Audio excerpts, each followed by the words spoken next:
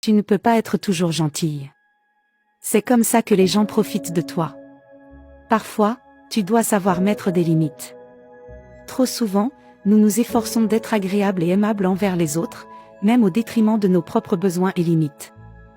Nous voulons être appréciés et aimés, et nous avons peur que si nous disons non ou que nous mettons des limites, les autres nous rejetteront ou nous critiqueront. Cependant, être constamment gentil et accommodant peut avoir des conséquences négatives.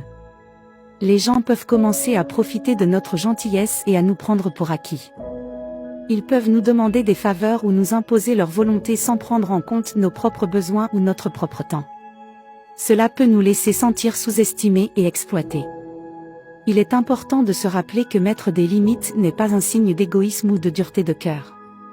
Au contraire, cela montre que nous nous respectons et que nous nous soucions de notre propre bien-être.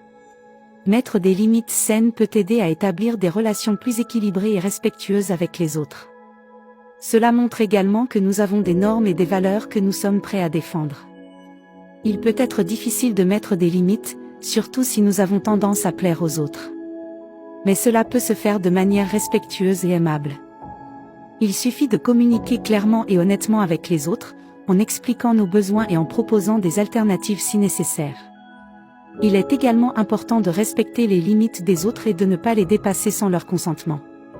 Savoir mettre des limites est une compétence importante pour notre propre bien-être et pour établir des relations saines avec les autres. Nous ne pouvons pas être toujours gentils, et c'est tout à fait normal. Nous devons apprendre à dire non lorsque nous en avons besoin, et à nous protéger contre les abus et les manipulations des autres.